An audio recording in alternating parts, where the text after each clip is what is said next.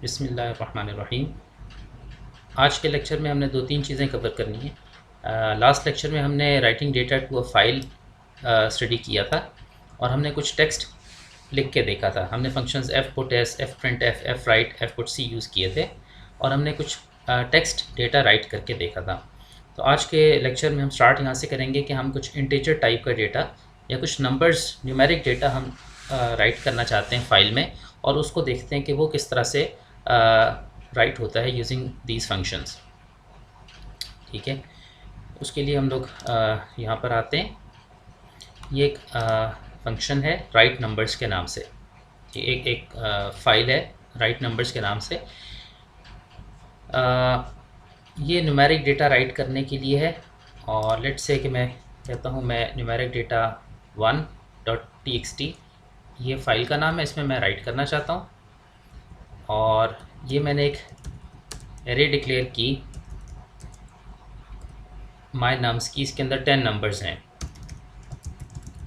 An array of 10 numbers. और फिर मैंने इस एरे को इनिशियलाइज़ किया। एक्स के अंदर रैंडम वैल्यूज़ डाली हैं और हर वैल्यू को मैं एफ प्रिंट एफ की मदद से राइट कर रहा हूँ। और मैं नंबर राइट करता हूँ और उसके बाद new line character next line में मूव करने के लिए ये राइट करता हूँ। और ये आखिरी लाइन है, एफ राइट को कॉल कर रहा है ये।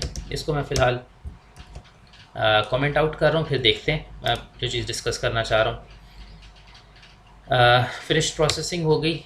अब हम खोल के देखते हैं इन फाइल्स को। ये जो फाइल बनी थी न्यूमेरिक डेटा 1, इस फाइल को मैं ओपन करता हूँ विद Notepad++।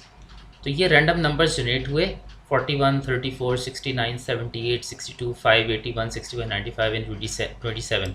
ये 10 नंबर्स और हर नंबर के बाद एक \n, जो हमने पहले भी देखा था कि कैरेज रिटर्न और लाइन फीड में कन्वर्ट हो जाता है, वो यहाँ पर आ गए।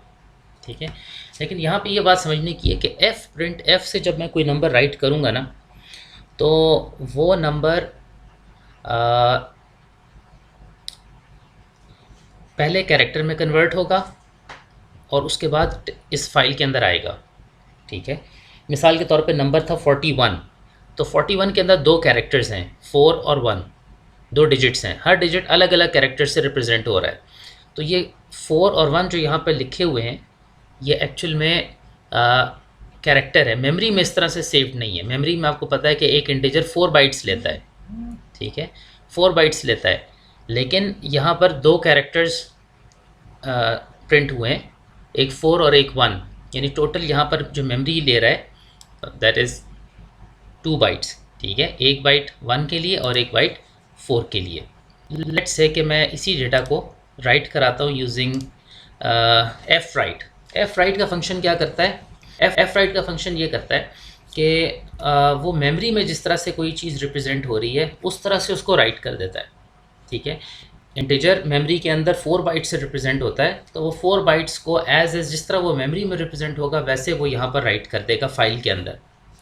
उस फाइल को जब हम किसी टेक्स्ट एडिटर में खोलने की कोशिश करेंगे, जैसे कि नोटपैड या Notepad++ में, तो वो उसको ठीक से नहीं दिखाएगा।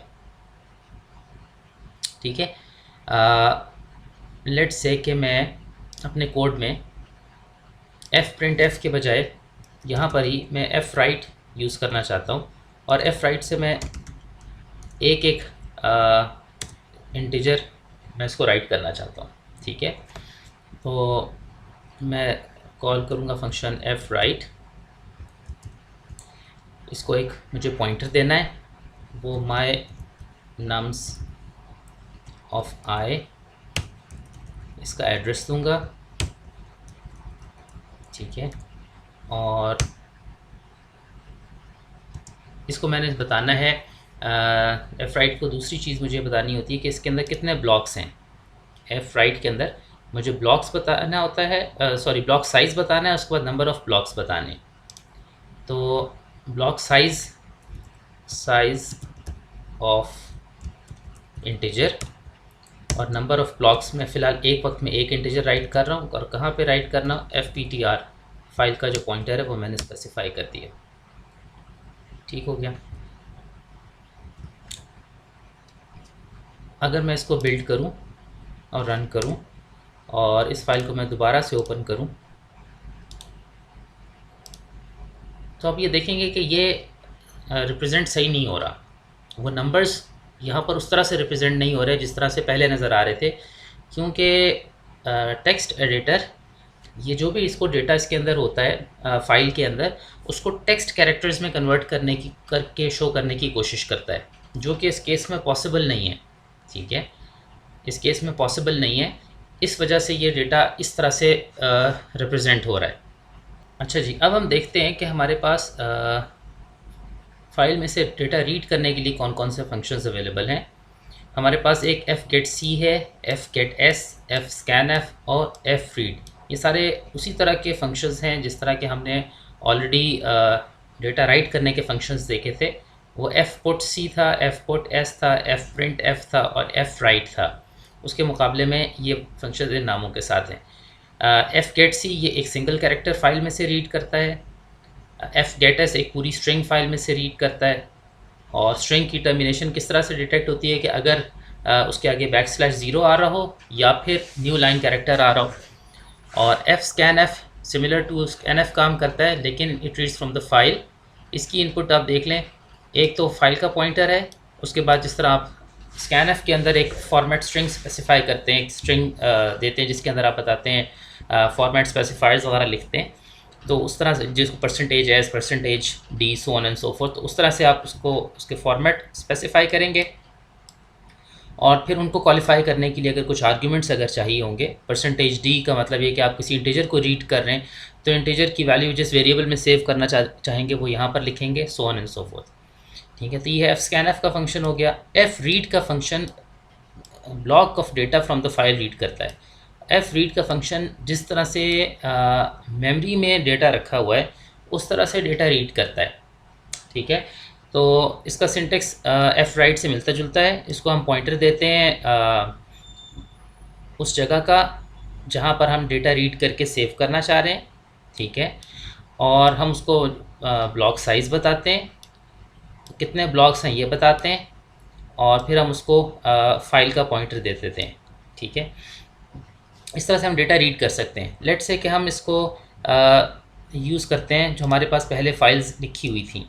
ठीक है, हमारे पास हमने देखना शुरू किया था नम डेटा, न्यूमेरिक डेटा हमने कुछ राइट किया था। न्यूमेरिक डेटा पहला जो हमने राइट किया उसके अंदर डेटा इस तरह से राइट हुआ है यूजिंग fprintf। ठीक है, और दूसरी फाइल जो है इसके अंदर डेटा हमारे पास fwrite से राइट हुआ है, जिसकी वजह से टेक्स्ट एडिटर उसको प्रॉपरली रेंडर नहीं कर सकता। ना Notepad++ उसको सही तरह से दिखा सकता है, ना खाली नोटपैड आपको ठीक तरह से दिखा सकता है डेटा। तो लेकिन हमारा प्रोग्राम उसको रीड कर सकता है। ठीक है, तो ये प्रोग्राम है रीड नंबर्स के नाम से, readnumbers.c। ये सारे प्रोग्राम्स आप लोगों के साथ शेयर कर लूँगा। इसके अंदर आप देखें हमने फ़ाइल ओपन की, ये वो वाली फ़ाइल है जो जिसके अंदर डेटा fprintf से सेव किया था हमने। ठीक है, फ़ाइल को ओपन करने के बाद हमने चेक किया कि करेक्टली फ़ाइल ओपन हो गई कि नहीं। अब उसमें से हम नंबर्स रीड करने हैं, तो 10 नंबर्स थे। 10 नंबर्स को सेव करने के लिए हमने एक एरे बना ली 10 एलिमेंट्स की, 10 इंटीजर्स की। और fprintf से चूँकि डेटा राइट किया था इसलिए हमने fscanf यूज़ करते हुए उस डेटा को रीड किया। ठीक है, और जो डेटा रीड करते जा रहे हैं साथ साथ उसको स्क्रीन के ऊपर डिस्प्ले भी करा रहे हैं। उसके बाद हमने फ़ाइल को क्लोज़ कर दिया। इस प्रोग्राम को बिल्ड करके रन कर लेते हैं, तो वो जो फाइल के अंदर डेटा पड़ा हुआ था वो हम यहाँ पर रीड कर सकते हैं। ठीक है, ये तो वो डेटा हो गया जो हमने fprintf से राइट किया था।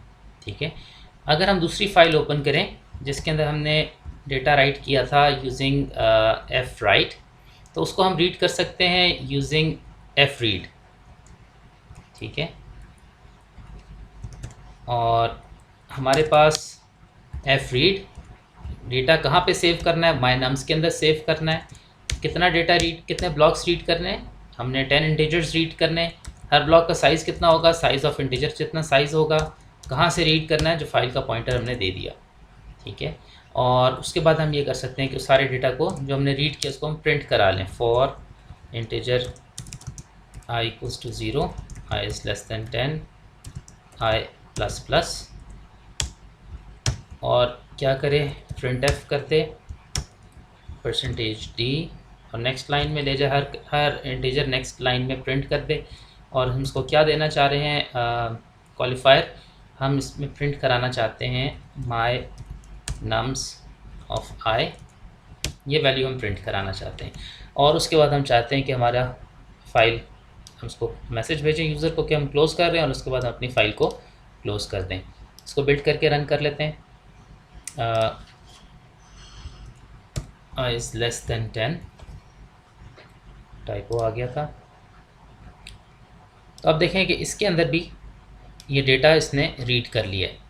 ये एक डिफरेंट फाइल थी, तो डिफरेंट डेटा इसके अंदर राइट हुआ था, ठीक है। रैंडमली नंबर्स जनरेट हुए थे, डिफरेंट डेटा राइट हुआ था, और वो डेटा हम यहाँ पर रीड करके उसको यहाँ पर डिस्प्ले करा सकते हैं, ठीक है।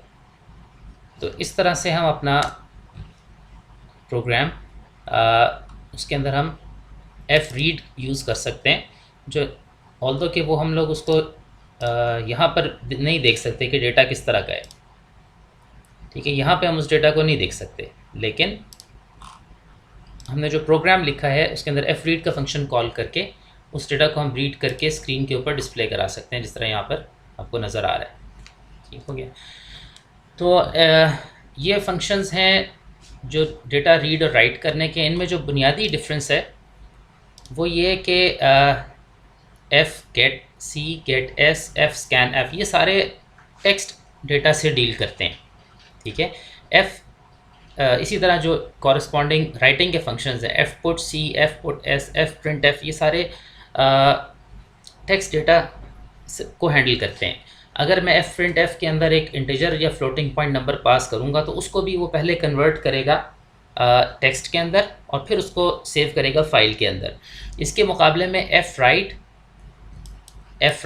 और एफ रीड, ये जो दो फंक्शंस हैं, ये डेटा को टेक्स्ट में नहीं कन्वर्ट करते, ये बल्कि मेमोरी में जिस तरह से डेटा सेव्ड है उसी तरह से ब्लॉक बाय ब्लॉक राइट कर देते हैं फाइल में, और उसी तरह से फाइल में से डेटा को रीड कर सकते हैं।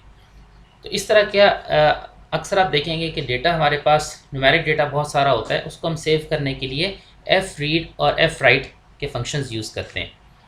इसी तरह हमारे पास स्ट्रक्चर्स हैं, स्ट्रक्चर्स को रीड और राइट करने के लिए सबसे आसान तरीका ये है कि आप एफ राइट का फंक्शन और एफ रीड का फंक्शन उसको रीड करने के लिए यूज़ करें, क्योंकि आप उसमें पूरा ब्लॉक स्पेसिफाई कर सकते हैं, ठीक है। तो पूरा ब्लॉक जब स्पेसिफाई कर सकते हैं तो आपने एफ राइट करते हुए, फॉर एग्ज़ाम्पल अगर कोई एरे बनाई हुई है अपने स्ट्रक्चर की तो उसका पॉइंटर पास कर देंगे, हर स्ट्रक्चर का साइज़ ऑफ स्ट्रक्ट जो भी इसकी टाइप है वो पास कर देंगे, कितने ब्लॉक्स रीड करने हैं वो आप इशू कर देंगे, और पॉइंटर दे देंगे फाइल का, तो उतने स्ट्रक्चर्स वो राइट कर देगा फाइल में। इसी तरह ये सेम प्रोसेस रीडिंग के लिए भी इस्तेमाल होगा।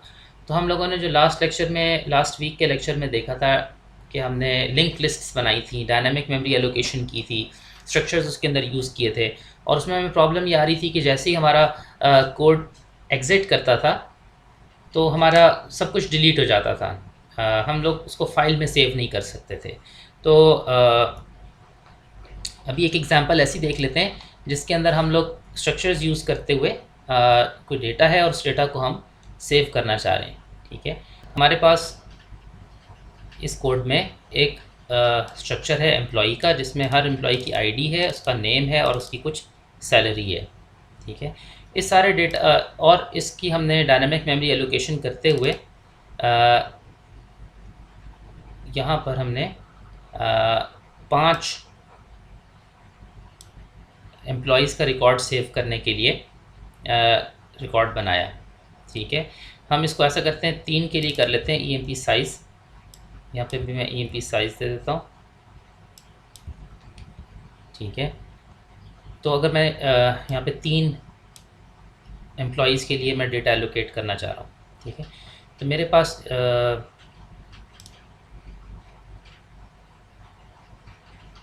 यहाँ से दोबारा शुरू करते हैं।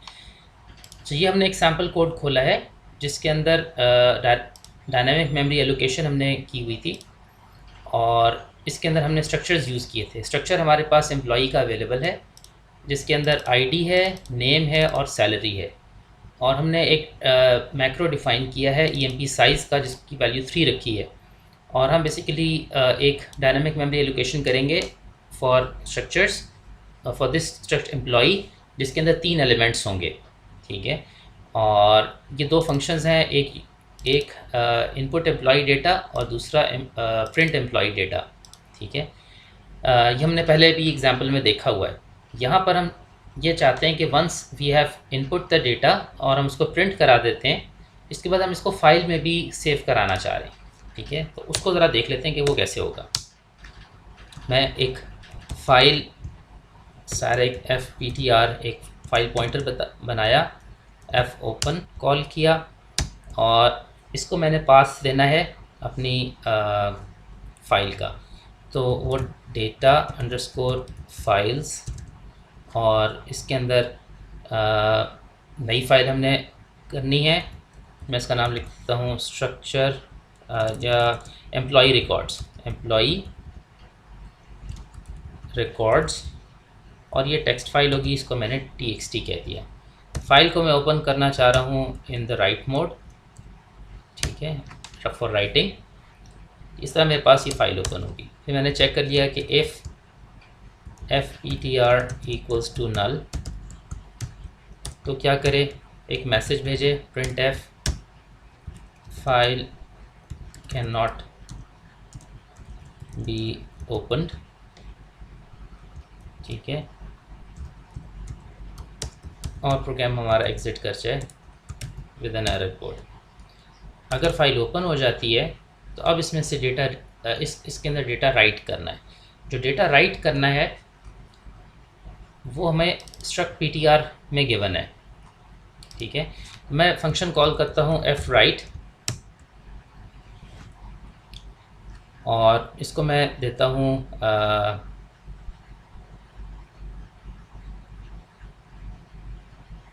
जो मेरा पॉइंटर है स्ट्रक्ट अंडरस्कोर ptr। फिर मुझे बताना है कि मुझे कितने ब्लॉक्स, मुझे बताना है साइज़ क्या है। तो size of struct employee.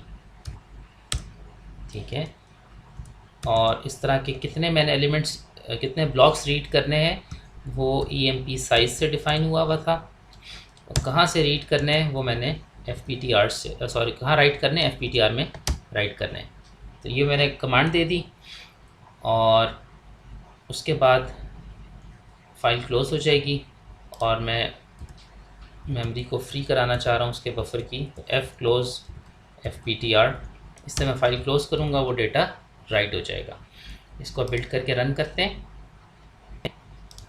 Employee ID 5, name Ali 45.6, enter employee ID 2, name Umar 56.3, और तीसरी ID 4, नेम हसन, और इसकी सैलरी 38.2 फॉर एग्ज़ाम्पल।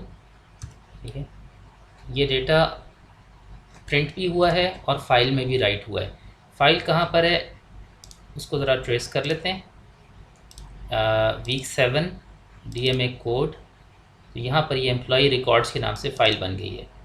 जब हम इस फाइल को ओपन करते हैं तो जो न्यूमेरिक डेटा था, जो नंबर से जो उसकी सैलरी थी और जो उसकी आईडी थी, वो तो सही तरह से रिप्रेजेंट नहीं हो सके, लेकिन जो नेम स्ट्रिंग्स थे वो ठीक रिप्रेजेंट हो रहे हैं।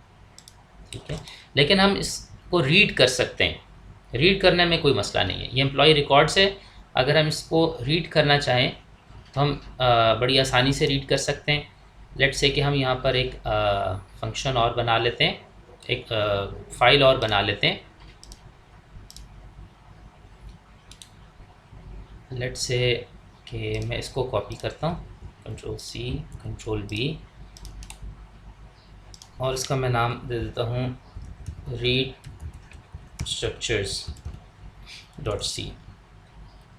ठीक है, और रीड records.c। ठीक है, और इसको मैं मॉडिफाई करता हूँ, ये सारा कुछ मुझे नहीं चाहिए, ये स्ट्रक्चर मुझे चाहिए है, EMP साइज़ मैं रखना चाहता हूँ। और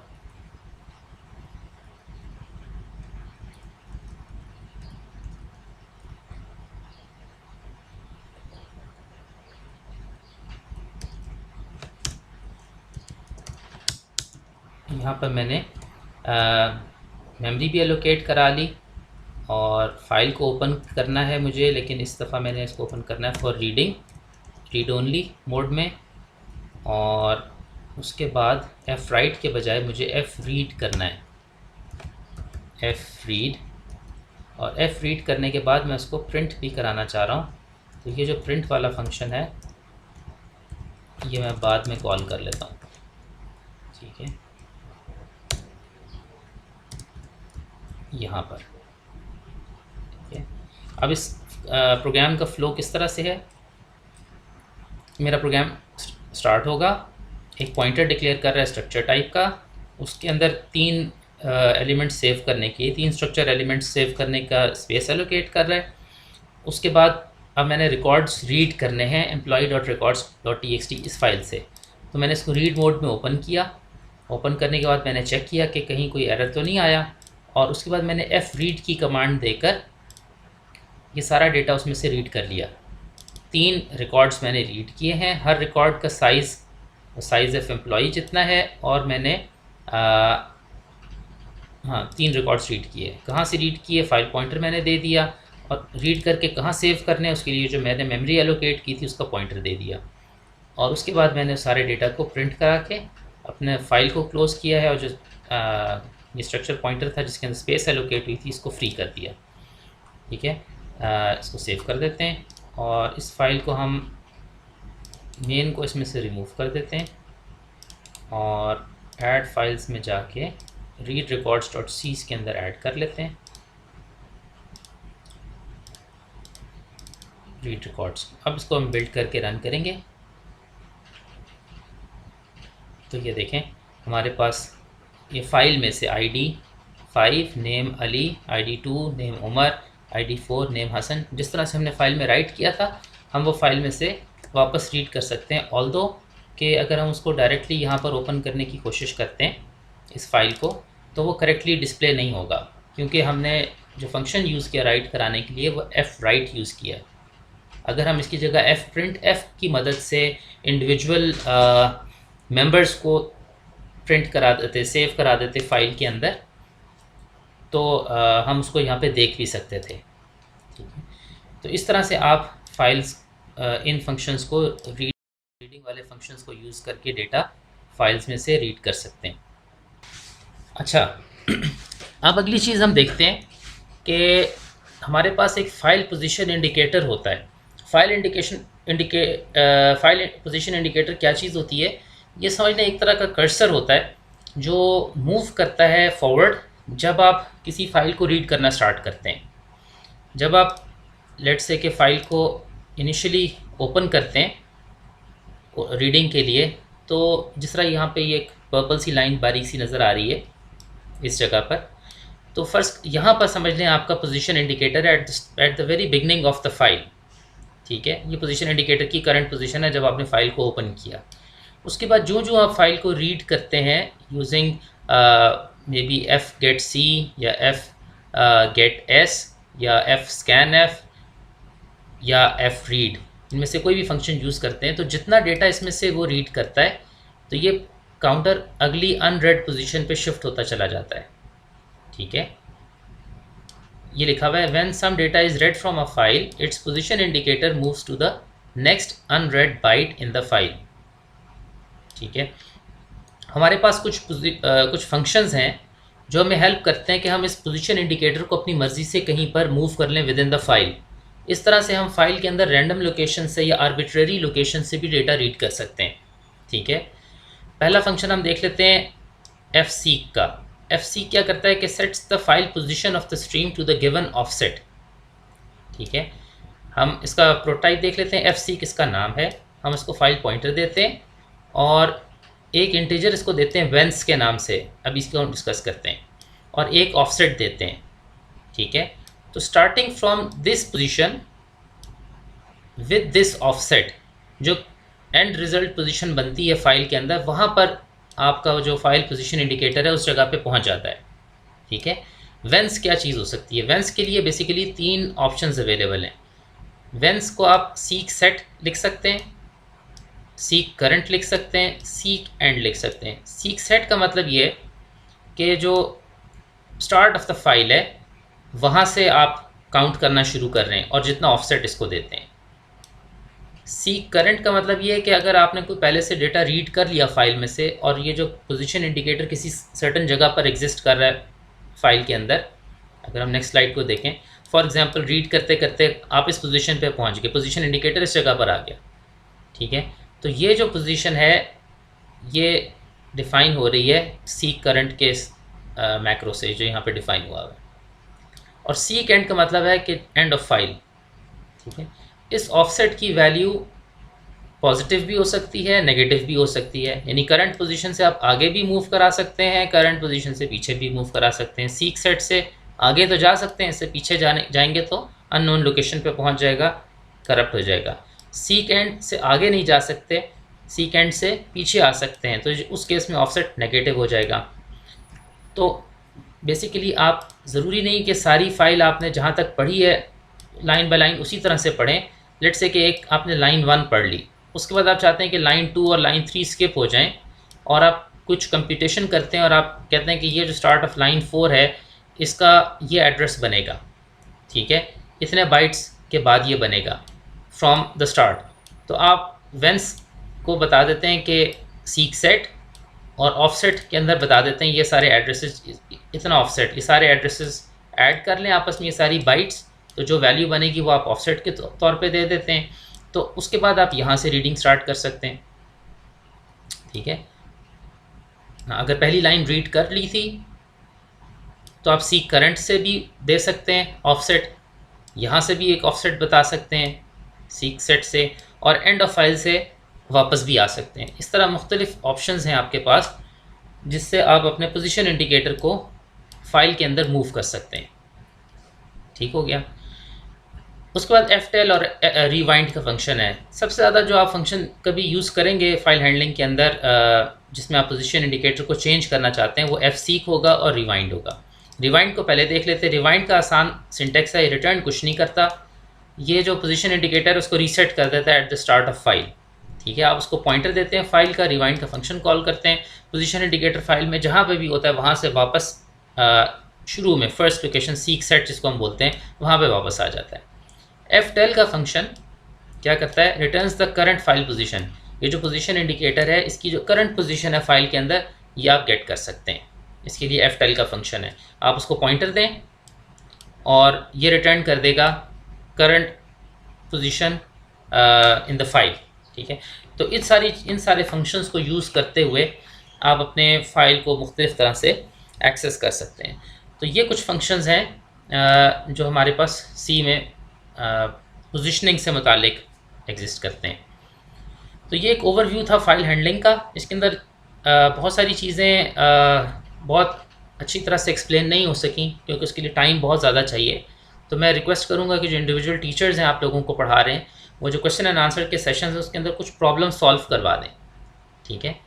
कुछ प्रॉब्लम सॉल्व करवा दें, कुछ एग्जांपल्स करवा दें फाइल्स को राइट करने की, रीड करने की, ताकि ये कॉन्सेप्ट ज़रा अच्छी तरह क्लियर हो जाएं। ये जो मैंने रेफरेंसेस यहाँ पर लिखे हैं ये काफ़ी सोच विचार करके ये वाले रेफरेंसेस यहाँ पर इकट्ठे किए। इसमें ये जो शुरू के रेफरेंसेस हैं ये तो बिल्कुल बेसिक्स हैं फाइल हैंडलिंग की, लेकिन उसके बाद आगे आखिरी जो 4-5 लिंक्स हैं ये बहुत इम्पॉर्टेंट हैं। इनमें से कुछ चीज़ें थोड़ी डिफ़िकल्ट भी हैं, ख़ासतौर पे ये जो लास्ट लिंक है ये काफ़ी एडवांस टॉपिक है, लेकिन नॉनदलेस अगर आप लोगों को ये चीज़ें समझ में आ रही हैं फाइल हैंडलिंग की और आप उसमें कुछ एडवांस चीज़ें पढ़ना चाहते हैं तो इन रेफरेंसेस को भी आप देख सकते हैं। तो यहाँ पर हम अपना ये वाला लेक्चर कंक्लूड कर लेते हैं।